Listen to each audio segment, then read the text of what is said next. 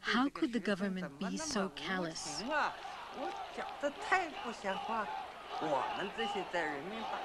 Many of us who had just gathered inside the Great Hall had taken part in student movements when we were young. So why were we treating the students this way now? During those early days of the student movement, we pleaded with the authorities, petitioned them like loyal subjects in traditional China. At first, we made direct appeals. Then we pleaded with tears and on bended knee. Yes, we were even willing to kneel down before them, like subjects petitioning the emperor. We had to beg them to come out and talk to us. But then again, it's fair to say that the government virtually crumbled under the weight of our knees.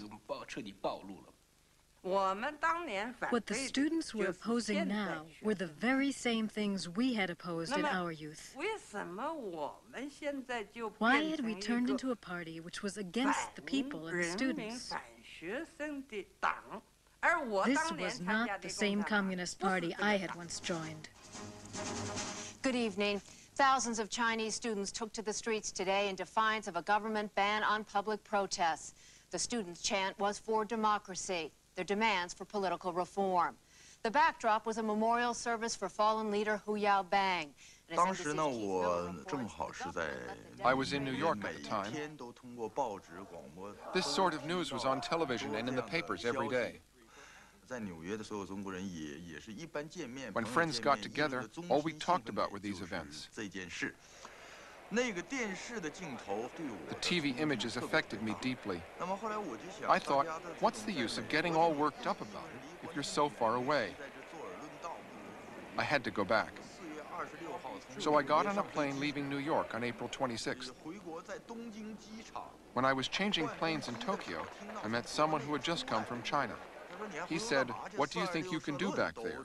Haven't you heard about the editorial that just appeared? It calls the movement a plot by a small handful to instigate anti-party, anti-state Dongluan." Dongluan. Turmoil, upheaval, chaos. A People's Daily editorial denounced the demonstrations. "We must unequivocally oppose Dongluan," the headline read.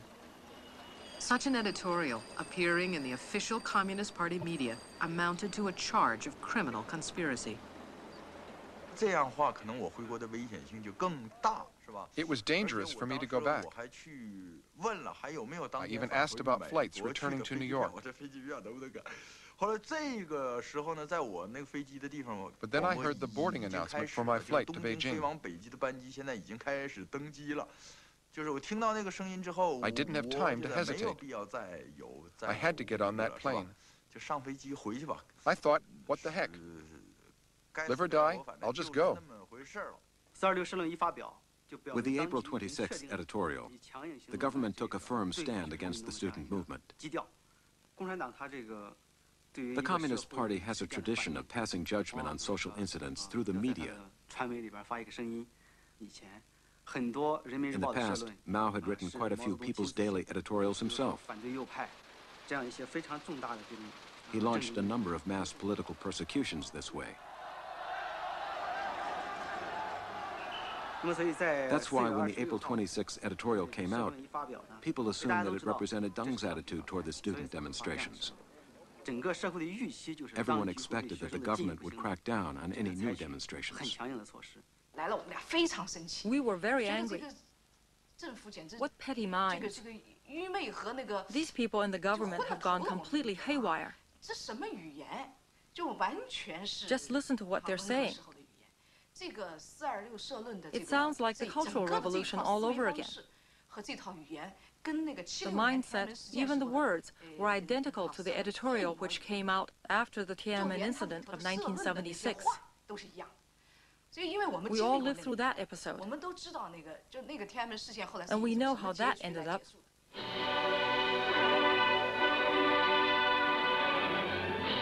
The editorial of April 26th reminded many people of what happened after another great state funeral, the events of 1976, known to everyone as the Tiananmen incident. In January of 1976, Premier Zhou Enlai, Mao's close associate, one of the great heroes of the revolution, died.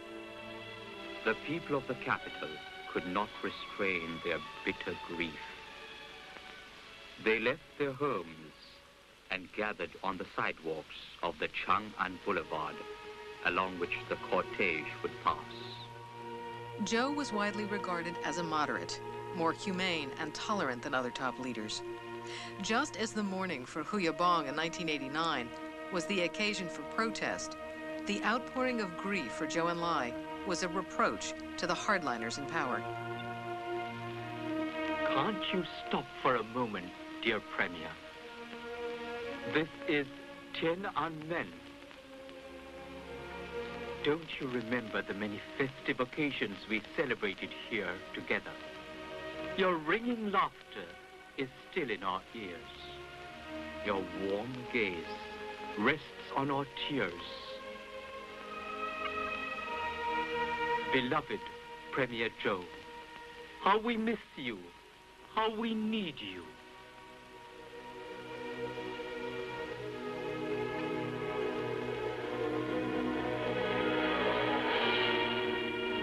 The times when important leaders die are dangerous. Zhou Enlai was a mentor of Deng Xiaoping. He helped bring Deng back into government to counter the excesses of the Cultural Revolution. Deng gave the eulogy at Zhou's funeral. But the events following Zhou's death would once again bring Deng Xiaoping down.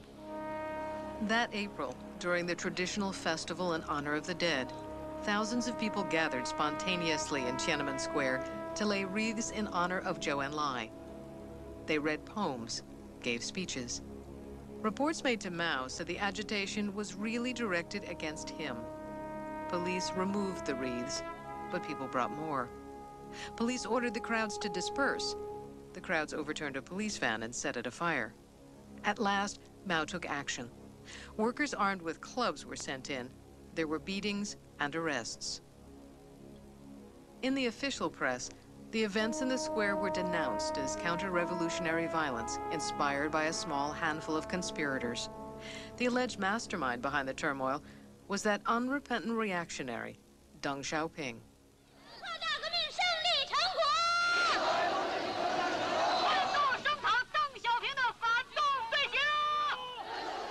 Deng was denounced, condemned, forced from power. Not until after Mao's death would he emerge as China's new paramount leader. Then, the verdict on the 1976 upheavals would be reversed. The scenes in Tiananmen Square would be replayed with a different meaning.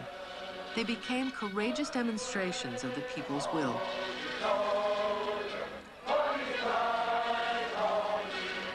And yet now, in 1989, the government of Deng Xiaoping, faced again with protests inspired by the death of a leader, reached for the old words of denunciation. Once again, the supreme leader heard reports that the agitation was directed against him. Once again, a small handful of conspirators were supposedly plotting to bring down the state. Once again, the irrevocable judgment was passed.